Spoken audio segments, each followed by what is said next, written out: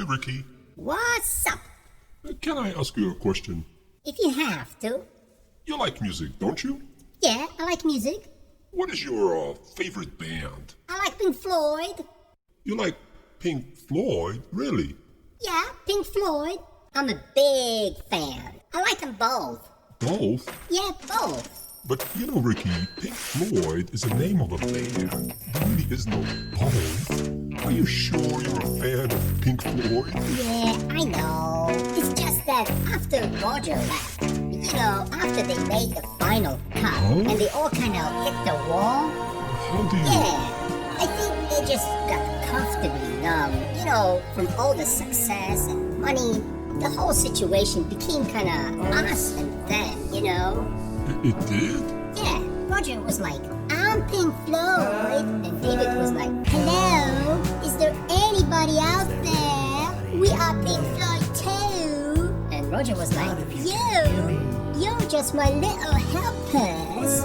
He was very cross about it. You could really see his dark side. You could? Yeah, so then David, who was just learning to fly, was like, oh, really?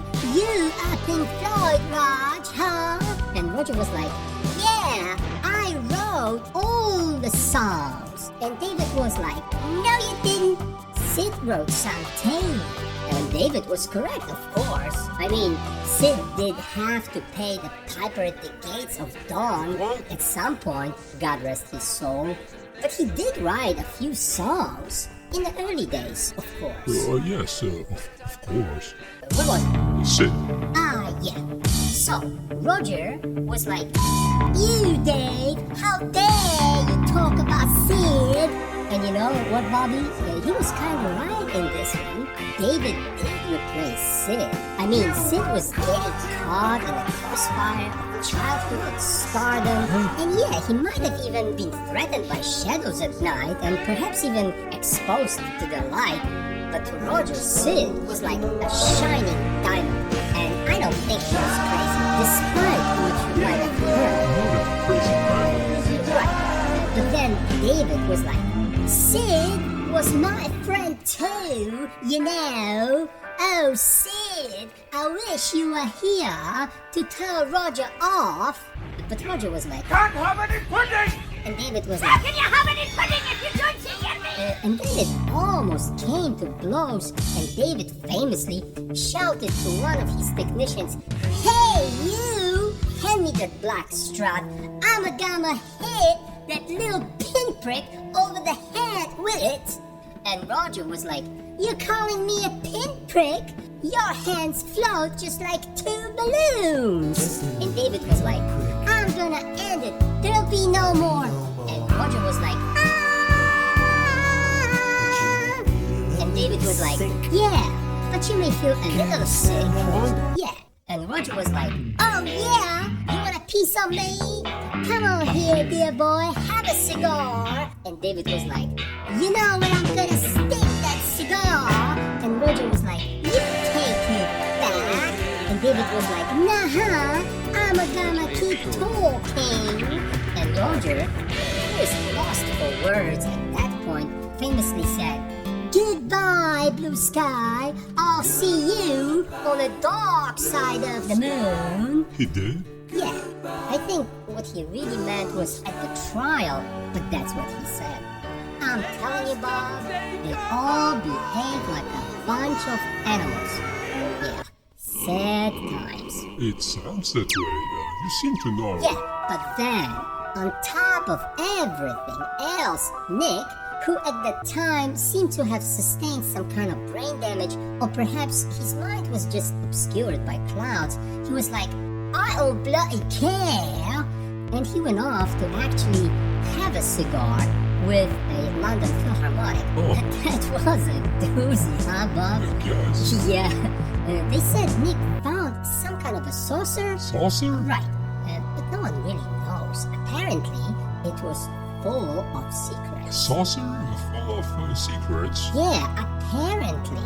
And then Rick, who always played gigs in the sky. The sky? Mostly on his sailboat. Oh. Yeah, he was like, Roger, David, stop. You two like an endless river of arguing. You're always poles apart.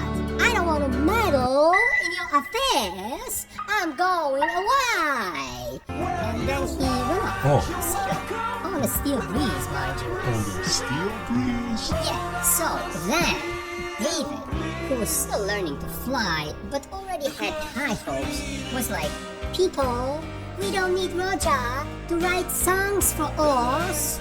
We can write our own songs. And then they hired a bunch of writers to write songs for them. Remember that, Bob? Yeah, that was a momentary lapse of reason on their part, wasn't it? Yes. Yeah, definitely. And then, of course, they went off on separate tours, ringing that proverbial division bell. Roger was doing his thing, and David was doing his separately. And Nick was like, I still don't bloody care. And Rick was like, I'm going back on my boat. And David was like, I'm going with you. But then he bought his own boat and turned it into a studio and made some songs. But Nick was like, I still don't bloody care. And Rick was like, leave me alone. Which eventually, of course, they did. I mean, they had no choice. He lived on the boat for like the next 25 years or something. Oh, really? That long? Yeah, well, in the end, it was all about money. They just wanted more. Oh, they did, huh? Yeah, so that's how Pink Floyd became two. But like I said, I like them both. I'm a big fan. I'd say. So did they ever get back together? Oh yeah, Bobbio, that's the best part. They had no more excuses. It was time to bring the boys back home, so they got back together in London, live. Everyone was there. Dave, Rick, Nick, and Roger. Wow. They gave a great show.